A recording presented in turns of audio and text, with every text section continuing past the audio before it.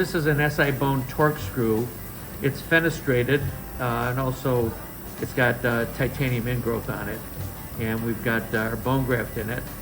And now I'm going to send it across the sacroiliac joint. Tapping across the S2 vertebral body. Now I'm crossing the sacroiliac joint right here. Now here's where sometimes the drill will slip because of the angle that it has to go across the sacroiliac joint. Put the screw across and we'll just follow our target.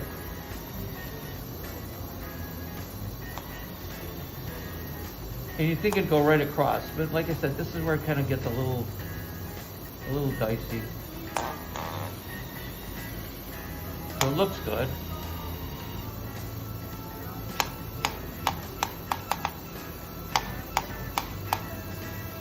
Okay.